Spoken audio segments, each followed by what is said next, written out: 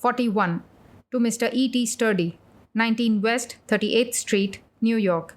Dear friend, I received your last duly, and as I had a previous arrangement to come to Europe by the end of this August, I take your invitation as a divine call. Truth alone triumphs, not untruth. Through truth alone lies the way to Devayana, the way to the gods. Those who think that a little sugar coating of untruth helps the spread of truth are mistaken and will find in the long run that a single drop of poison poisons the whole mass. The man who is pure and who dares does all things. May the Lord ever protect you from illusion and delusion. I am ever ready to work with you, and the Lord will send us friends by the hundred, if only we be our own friends first. The Atman alone is the friend of the Atman. Europe has always been the source of social, and Asia of spiritual power, and the whole history of the world is the tale of the varying combinations of those two powers. Slowly, a new leaf is being turned in the story of humanity. The signs of this are everywhere. Hundreds of new plans will be created and destroyed. Only the fit will survive. And what but the true and the good is the fit?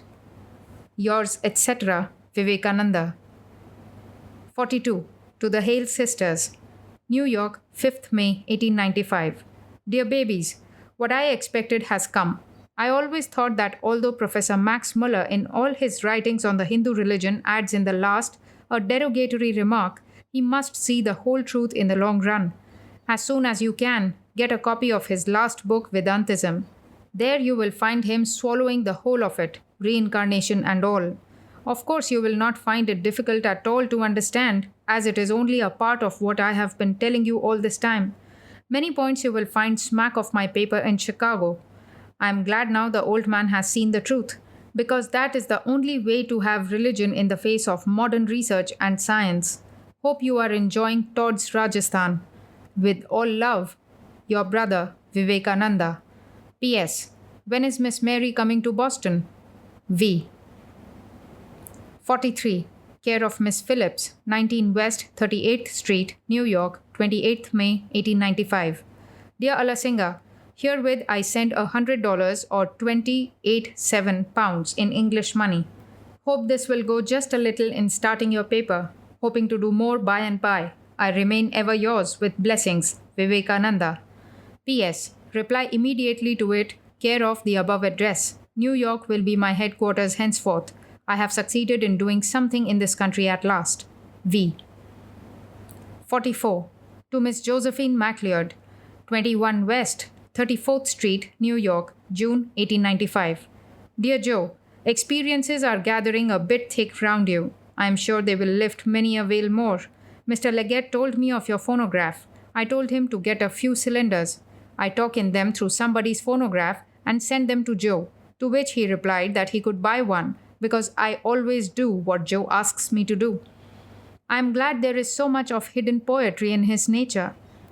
I am going today to live with the Guernseys as the doctor wants to watch me and cure me. Dr. Guernsey, after examining other things, was feeling my pulse, when suddenly Landsberg, whom they had forbidden the house, got in and retreated immediately after seeing me. Dr. Guernsey burst out laughing and declared he would have paid that man for coming just then, for he was then sure of his diagnosis of my case. The pulse before was so regular, but just at the sight of Landsberg it almost stopped from emotion. It is sure only a case of nervousness.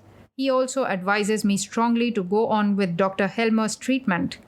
He thinks Helmer will do me a world of good, and that is what I need now. Is not he broad? I expect to see the sacred cow today in town. I will be in New York a few days more. Helmer wants me to take 3 treatments a week for 4 weeks, then 2 a week for 4 more, and I will be all right. In case I go to Boston, he recommends me to a very good Ostad, expert, there whom he would advise on the matter. I said a few kind words to Landsberg and went upstairs to Mother Guernsey to save poor Landsberg from embarrassment. Ever yours in the Lord, Vivekananda. 45. To Miss Mary Hale, written on birch bark. Percy N.H., 17th June, 1895. Dear Sister, going tomorrow to the Thousand Islands, care Miss Dutchers, Thousand Island Park, New York. Where are you now? Where will you all be in summer? I have a chance of going to Europe in August. I will come to see you before I go, so write to me. Also, I expect books and letters from India. Kindly send them care Miss Phillips, 19 West 38th Street, New York. This is the bark in which all holy writings are written in India, so I write Sanskrit. May the husband of Uma, Shiva, protect you always. May you all be blessed ever and ever. Vivekananda. 46. To Miss Mary Hale, 54 West 33rd Street, New York, 22nd June 1895. Dear sister, the letters from India and the parcel of books reached me safe. I am so happy to know of Mr. Sam's arrival. I am sure he is bewaring of the widows nicely. I met a friend of Mr. Sam's one day on the street. He is an Englishman with a name ending in "ni." He was very nice. He said he was living in the same house with Sam somewhere in Ohio. I am going on pretty nearly in the same old fashion, talking when I can and silent when forced to be. I do not know whether I will go to Greenacre this summer. I saw Miss Farmer the other day. She was in a hurry to go away, so I had but very little talk with her. She is a noble, noble lady. How are you going on with your Christian Science lessons? I hope you will go to Greenacre. There you will find quite a number of them, and also the spiritualists, table turnings, palmists, astrologers, etc., etc. You will get all the cures and all the isms presided over by Miss Farmer. Landsberg has gone away to live in some other place, so I am left alone. I am living mostly on nuts and fruits and milk, and find it very nice and healthy too. I hope to lose about 30 to 40 pounds this summer. That will be all right for my size. I am afraid I have forgotten all about Mrs. Adams' lessons in walking. I will have to renew them when she comes again to New York. Gandhi has gone to England en route to India from Boston, I suppose. I would like to know about his chaperone, Mrs. Howard, and her present bereaved state. I am very glad to hear that the Ruggs did not go down to the bottom of the Atlantic and are at last coming. This year I could hardly keep my head up, and I did not go about lecturing. The 3 great commentaries on the Vedanta philosophy belonging to the 3 great sects of dualists, qualified dualists and monists are being sent to me from India. Hope they will arrive safe. Then I will have an intellectual feast indeed. I intend to write a book this summer on the Vedanta philosophy. This world will always be a mixture of good and evil, of happiness and misery. This wheel will ever go up and come down. Dissolution and resolution is the inevitable law. Blessed are those who struggle to go beyond. Well, I am glad all the babies are doing well, but sorry there was no catch even this winter. And every winter the chances are dwindling down. Here near my lodgings is the Waldorf Hotel, the rendezvous of lots of titled but penniless Europeans on show for Yankee heiresses to buy. You may have any selection here. The stock is so full and varied. There is the man who talks no English. There are others who lisp a few words which no one can understand. And others are there who talk nice English, but their chance is not so great as that of the dumb ones. The girls do not think them enough foreign who talk plain English fluently. I read somewhere in a funny book that an American vessel was being foundered in the sea. The men were desperate and as a last solace wanted some religious service being done. There was Uncle Josh on board who was an elder in the Presbyterian church. They all began to entreat, "Do something religious, Uncle Josh. We are all going to die." Uncle Joseph took his hat in his hand and took up a collection on the spot. That is all of religion he knew. And that is more or less characteristic of the majority of such people. Collections are about all the religion they know or will ever know. Lord bless them. Goodbye for present. I am going to eat something. I feel very hungry. Yours affectionately, Vivekananda. 47. To Miss Mary Hale, care of Miss Dutcher, Thousand Island Park, New York, 26th June 1895. Dear sister, many thanks for the Indian mail. It brought a good deal of good news. You are enjoying by this time, I hope, the articles by Professor Max Muller on the immortality of the soul which I sent to Mother Church. The old man has taken in Vedanta, bones and all, and has boldly come out. I am so glad to know the arrival of the Ruggs. Was there any duty to pay? If so, I will pay that. I insist on it. There will come another big packet from the Raja of Khetri containing some shawls and brocades and knickknacks. I want to present them to different friends. But they are not going to arrive before some months, I am sure. I am asked again and again, as you will find in the letters from India, to go over. They are getting desperate. Now, if I go to Europe, I will go as the guest of Mr. Francis Leggett of New York. He will travel all over Germany, England, France, and Switzerland for 6 weeks. From there, I shall go to India, or I may return to America. I have a seed planted here and wish it to grow. This winter's work in New York was splendid, and it may die if I suddenly go over to India, so I am not sure about going to India soon. Nothing noticeable has happened during this visit to the Thousand Islands. The scenery is very beautiful, and I have some of my friends here with me to talk about God and soul ad libitum. I am eating fruits and drinking milk and so forth, and studying huge Sanskrit books on Vedanta which they have kindly sent me from India. If I come to Chicago, I cannot come at least within 6 weeks or more. Baby needn't alter any of her plans for me. I will see you all somehow or other before I go. You fussed so much over my reply to Madras, but it has produced a tremendous effect there.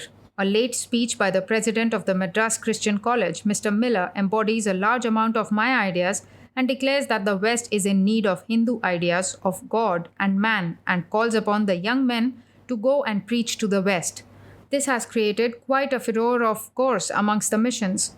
What you allude to as being published in the arena, I did not see a bit of it. The women did not make any fuss over me at all in New York.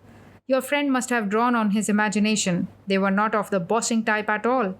I hope Father Pope will go to Europe and Mother Church too.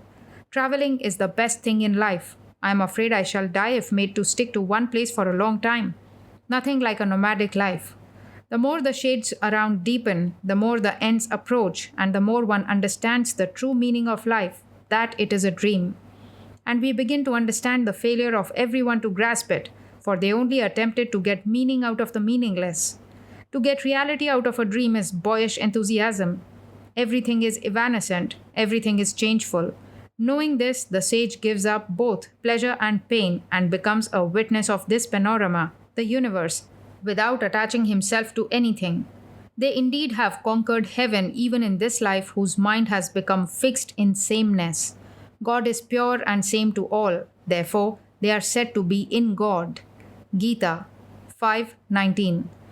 Desire, ignorance, and inequality. This is the trinity of bondage. Denial of the will to live, knowledge, and same-sightedness is the trinity of liberation. Freedom is the goal of the universe. Nor love, nor hate, nor pleasure, nor pain, nor death, nor life, nor religion, nor irreligion. Not this, not this, not this. Yours ever, Vivekananda. 48. To Miss Mary Hale, care of Miss Dutcher, Thousand Island Park, New York, 26th June 1895. Dear sister, many thanks for the Indian mail. I cannot express in words my gratitude to you. As you have already read in Max Muller's article on immortality I sent Mother Church, that he thinks that those we love in this life we must have loved in the past. So it seems I must have belonged to the Holy Family in some past life. I am expecting some books from India. I hope they have arrived. If so, will you kindly send them over here? If any postage is due, I shall send it as soon as I get intimation. You did not write about the duty on the rugs. There will be another big packet from K3 containing carpets and shawls and some brocades and other knickknacks. I have written them to get the duty paid there if it is possible through the American consul in Bombay. If not, I shall have to pay it here. I do not think they will arrive for some months yet. I am anxious about the books. Kindly send them as soon as they arrive. My love to Mother and Father Pope and all the sisters. I am enjoying this place immensely. Very little eating and good deal of thinking and talking and study. A wonderful calmness is coming over my soul. Every day I feel I have no duty to do. I am always in eternal rest and peace. It is He that works. We are only the instruments. Blessed be His name. The threefold bondage of lust and gold and fame is, as it were, fallen from me for the time being. And once more, even here, I feel what sometimes I felt in India. From me, all difference has fallen, all right or wrong, all delusion and ignorance has vanished. I am walking in the path beyond the qualities. What law I obey, what disobey? From that height, the universe looks like a mud puddle. Hari Om Tat Sat. He exists. Nothing else does. I in thee and thou in me. Be thou, Lord, my eternal refuge. Peace, peace, peace. Ever with love and blessings, your brother, Vivekananda. 49. To Mr. E. T. Sturdy, 19 West 38th Street, New York, 2nd August 1895. Dear friend, your kind note received today. I am going to Paris first with a friend and start for Europe on the 17th of August. I will, however, remain in Paris only a week to see my friend married, and then I go over to London. Your advice about an organization was very good indeed, and I am trying to act on that line. I have many strong friends here, but unfortunately they are most of them poor, so the work here must be slow. Moreover, it requires a few months more of work in New York to carry it to some visible shape. As such, I will have to return to New York early this winter, and in summer I will return to London again. So far as I see now, I can stay only a few weeks in London, but if the Lord wills, that small time may prove to be the beginning of great things. From Paris, I will inform you by wire when I arrive in England. Some theosophists came to my classes in New York, but as soon as human beings perceive the glory of the Vedanta, all abracadabras fall off of themselves. This has been my uniform experience. Whenever mankind attains a higher vision, the lower vision disappears of itself. Multitude counts for nothing. A few heart-whole, sincere, and energetic men can do more in a year than a mob in a century. If there is heat in one body, then those others that come near it must catch it. This is the law. So success is ours, so long as we keep up the heat, the spirit of truth, sincerity, and love. My own life has been a very checkered one, but I have always found the eternal words verified. Truth alone triumphs, not untruth. Through truth alone lies the way to God. May the Sat in you be always your infallible guide. May he speedily attain to freedom and help others to attain it. Ever yours in the Sat, Vivekananda. 50. To Mr. E. T. Sturdy, 19 West 38th Street, New York, 9th August 1895. Dear friend, it is only just that I should try to give you a little of my views. I fully believe that there are periodic ferments of religion in human society, and that such a period is now sweeping over the educated world. While each ferment, moreover, appears broken into various little bubbles, these are all eventually similar, showing the cause or causes behind them to be the same. That religious ferment, which at present is every day gaining a greater hold over thinking men, has this characteristic that all the little thought whirlpools into which it has broken itself declare one single aim, a vision and a search after the unity of being. On planes physical, ethical, and spiritual, an ever-broadening generalization leading up to a concept of unity eternal is in the air, and this being so, all the movements of the time may be taken to represent, knowingly or unknowingly, the noblest philosophy of the unity man ever had, the Advaita Vedanta. Again, it has always been observed that as a result of the struggles of the various fragments of thought in a given epoch, one bubble survives. The rest only arise to melt into it and form a single great wave, which sweeps over society with irresistible force. In India, America, and England, the countries I happen to know about, hundreds of these are struggling at the present moment. In India, dualistic formulae are already on the wane. The Advaita alone holds the field in force. In America, many movements are struggling for the mastery. All these represent Advaita thought more or less, and that series which is spreading most rapidly approaches nearer to it than any of the others. Now, if anything was ever clear to me, it is that one of these must survive, swallowing up all the rest, to be the power of the future. Which is it to be? Referring to history, we see that only that fragment which is fit will survive, and what makes fit to survive but character? Advaita will be the future religion of thinking humanity, no doubt of that. And of all the sects, they alone shall gain the day who are able to show most character in their lives, no matter how far they may be. Let me tell you a little personal experience. When my master left the body, we were a dozen penniless and unknown young men. Against us were 100 powerful organizations, struggling hard to nip us in the bud. But Ramakrishna had given us one great gift, the desire, and the lifelong struggle not to talk alone, but to live the life. And today, all India knows and reverences the Master, and the truths he taught are spreading like wildfire.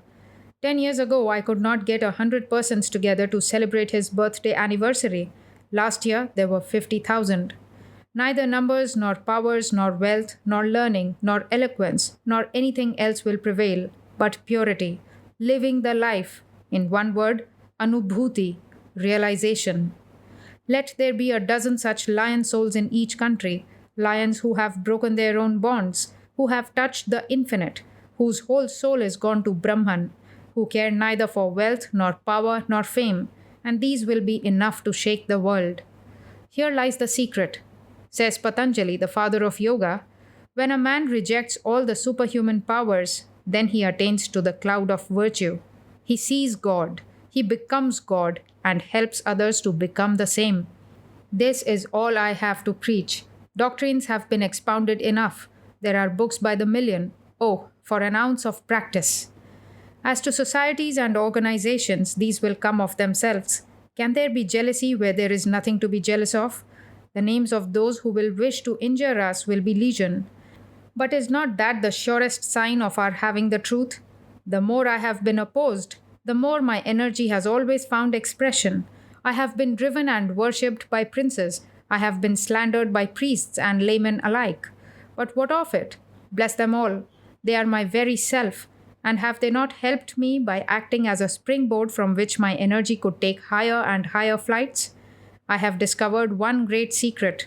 I have nothing to fear from talkers of religion. And the great ones who realize, they become enemies to none. Let talkers talk. They know no better. Let them have their fill of name and fame and money and woman.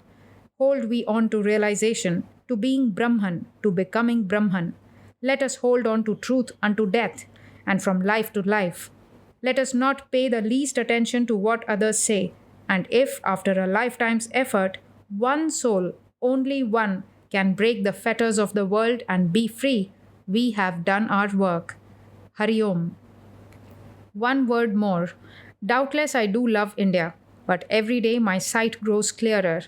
What is India or England or America to us? We are the servants of that God who by the ignorant is called man. He who pours water at the root, does he not water the whole tree? There is but one basis of well-being, social, political, or spiritual, to know that I and my brother are one. This is true for all countries and all people. And Westerners, let me say, will realize it more quickly than Orientals, who have almost exhausted themselves in formulating the idea and producing a few cases of individual realization. Let us work without desire for name or fame or rule over others. Let us be free from the triple bonds of lust, greed of gain, and anger. And this truth is with us. Ever yours in the Lord, Vivekananda.